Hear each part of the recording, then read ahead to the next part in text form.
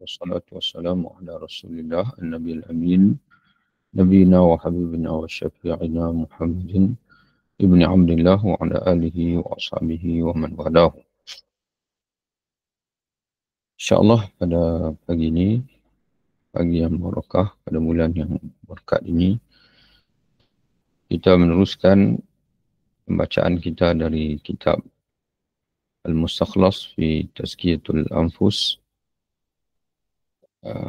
intipati dalam penyucian jiwa, satu kitab yang diusahakan oleh Al-Alamah Al-Syekh Sayyid Hawa rahimahullah, di mana kitab ini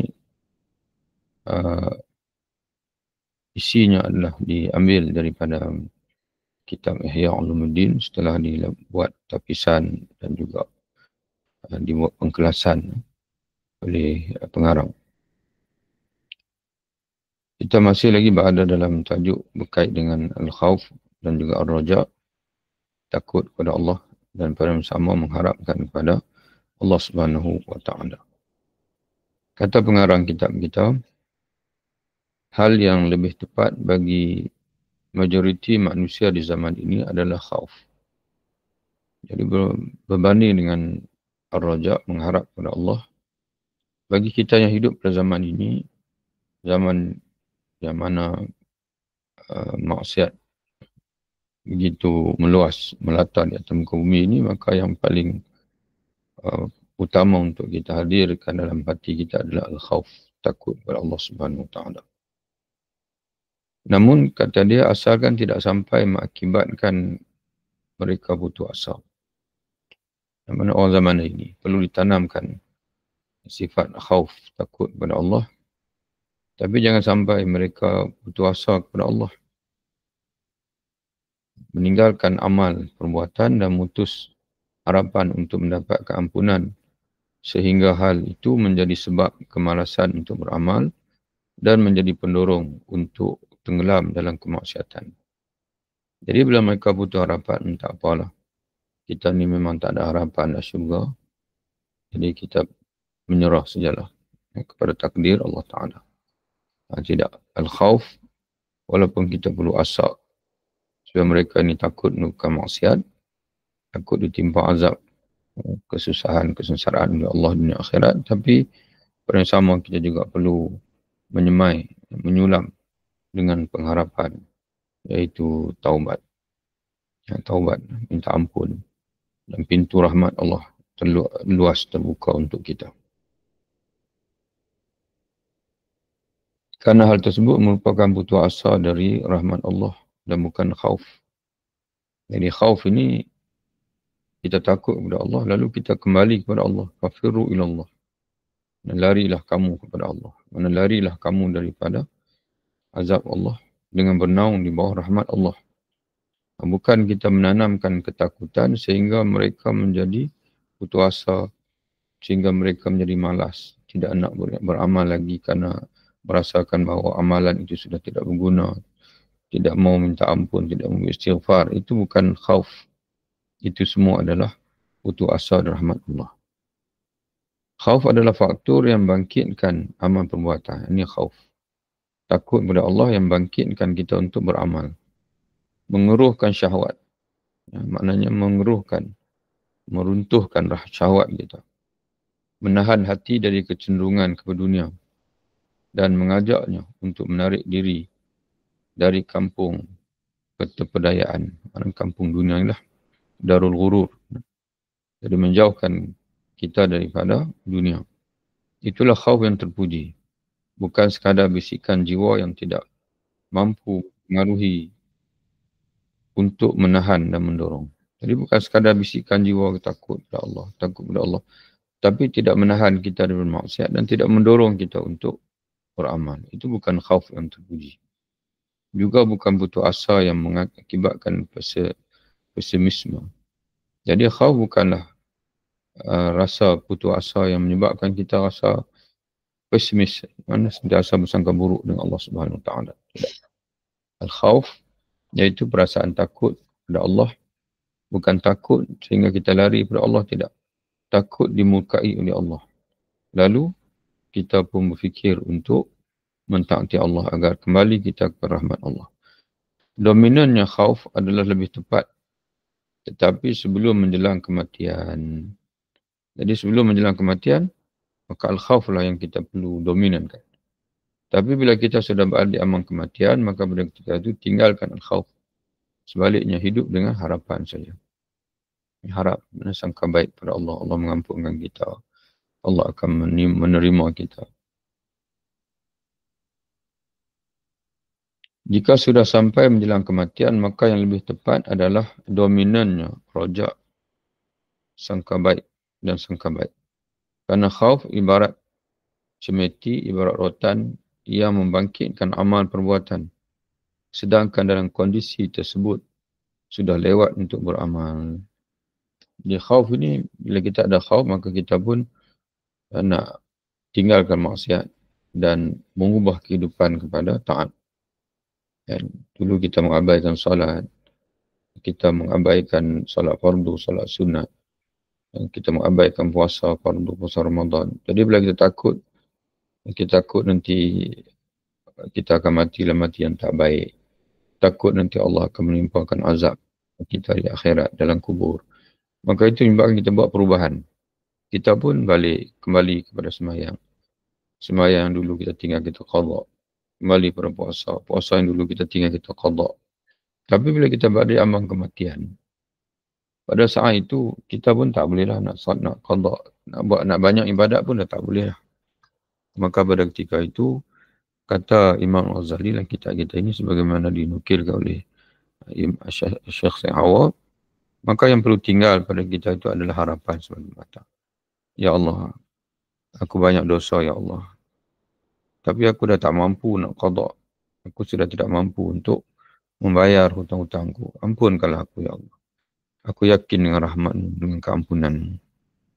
Itu mana ar-raja. Orang yang menjelang kematian tidak mampu beramal di samping tidak berdaya terhadap sebab-sebab khauf.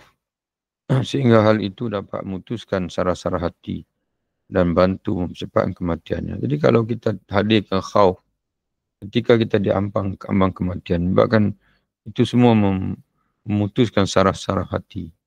Hati kita dah tak, orang kata apa, tidak, orang kata apa, tak hidup lagi dah. Dan mempercepatkan kematian. Sebaliknya di ambang kematian itu, hati kita perlu hidup. Hidup dengan zikrullah, dengan berdoa kepada Allah. Tapi bila ditimpa dengan kekecewaan, menyebabkan hati kita pun mati dan akhirnya kita mati dalam keadaan tidak optimis, tidak yakin kepada Allah. Wallahiyazubillah. Sedangkan semangat raja dapat menguatkan hatinya dan menumbuhkan kecintaannya kepada Tuhannya yang menjadi tumpuan rajaknya itu. Tumpuan pengharapannya itu.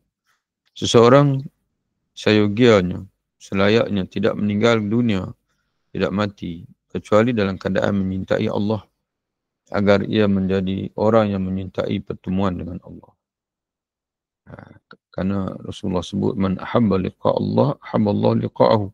Barang siapa yang suka bertemu Allah, Allah suka bertemu dengan dia.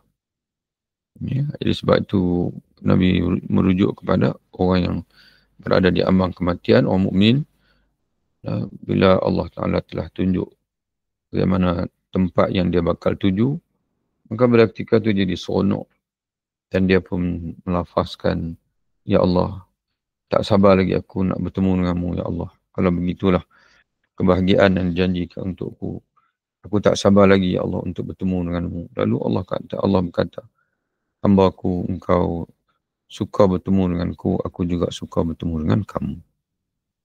Karena orang menyintai pertemuan dengan Allah, maka Allah pun akan menyintai pertemuan dengannya. Raja disertakan mahabbah, raja yakni pengharapan kepada Allah. Dipanggil yakin, optimis kepada Allah. Disertakan dengan mahabbah, kecintaan, sehingga setiap orang yang mengharap kedermawan Allah, maka ia dicintai.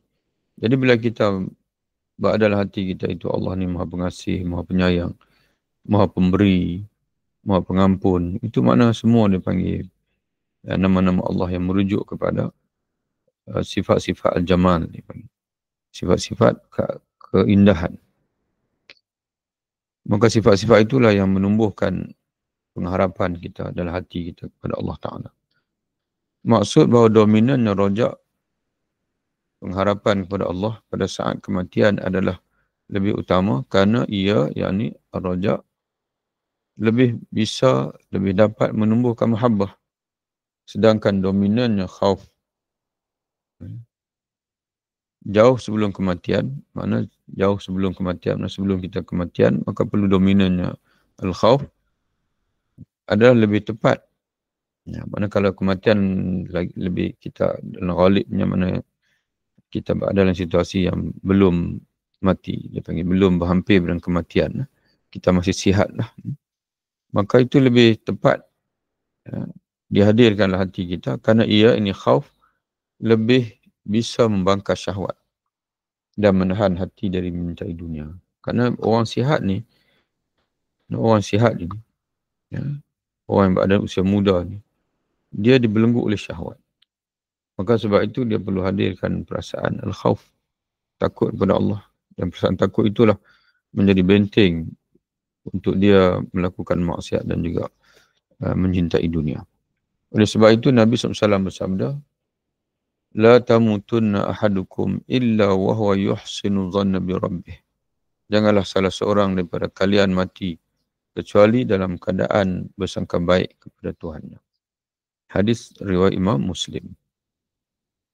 Itu jelas. Nabi sendiri pun pesan kat kita macam tu.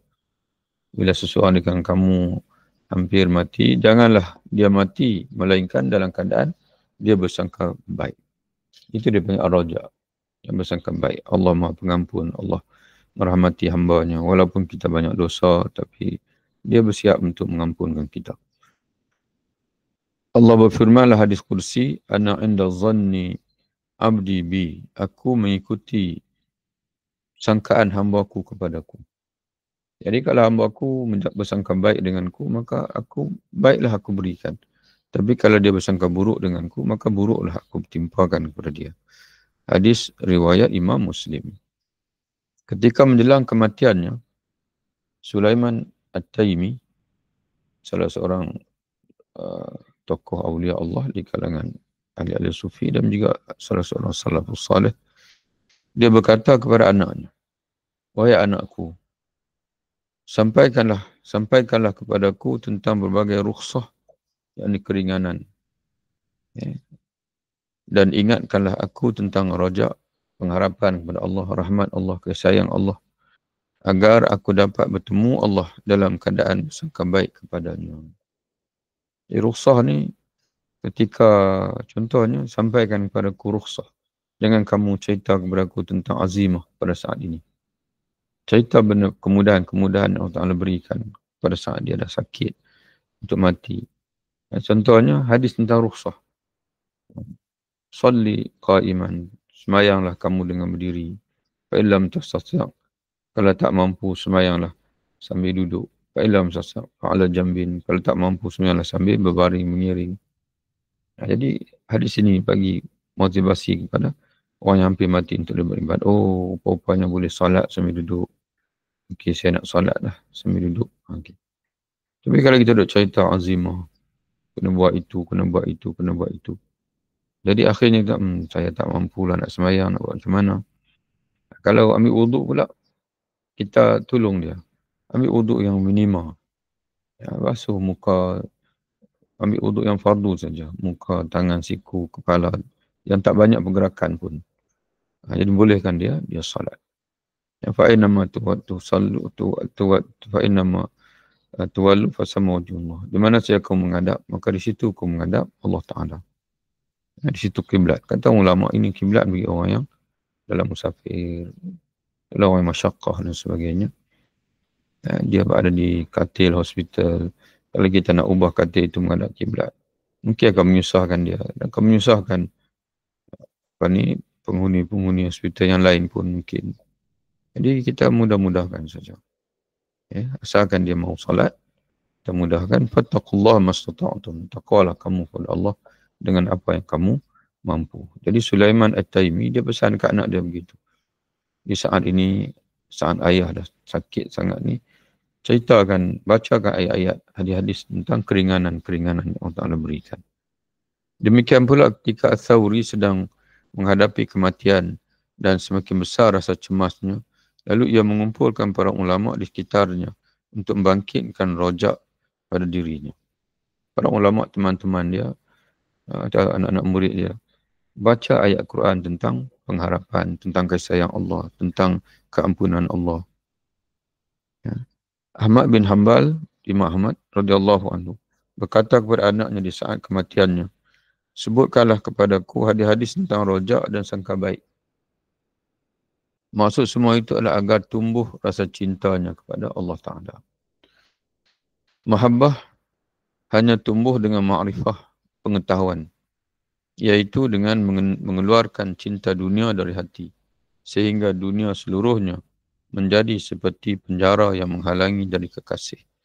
Jadi nak timbul mahabbah, kasih kepada Allah dalam hati ini, mesti dengan ilmu, dengan ma'rifah. Iaitu dengan kita mengenal Allah, mengenal dunia, mengenal akhirat. Mengenal Allah, siapa Allah? Kenal Allah. Ya. Kemudian kenal dunia. Dunia ni akan hilang. Kenal akhirat. Akhirat ni akan kekal abadi. Itu yang menimbulkan mahabbah. Kita ini cinta dunia sebab kita tak kenal dunia. Kita benci akhirat sebab kita tak kenal akhirat. Kita tidak jinak dengan Allah sebab kita tidak kenal Allah. Sebab kita jinak dengan manusia. Sebab kita banyak mengenali manusia. Kita banyak dengan orang itu, orang ini, dengan handset, dengan Facebook, dengan televisyen. Menyebabkan kita banyak berjinak dengan mereka tapi tidak berjinak dengan Allah Ta'ala. Sebab itu tidak timbul mahabbah yang mendalam dalam hati kita kepada Allah Subhanahu Wa Ta'ala. Oleh sebab itu, sebahagian orang saleh bermimpi melihat Abu Sulaiman Ad-Darani yang terbang, lalu ditanya kepadanya. Dalam mimpi dia itu dia tengok. Ya, ini pun salah seorang tokoh Aulia Allah juga, Abu Sulaiman Ad-Darani, dia dalam mimpi dia sedang terbang. Maka orang yang mimpi bertanya, kamu dia tanyalah, kamu ni bagaimana keadaan kamu? Kenapa kamu terbang? Aku lihat kamu dalam keadaan dan situasi seperti burung terbang. Lalu dia jawab apa? Dia kata, Al-an aflaktu. Sekarang ni, dia terjemah sini aku telah lupa. Atau terjemahan ni tidak tepat, wallahualam. Aflaktu ay najautu wa takhallastu. Sekarang aku telah merdeka, kata dia.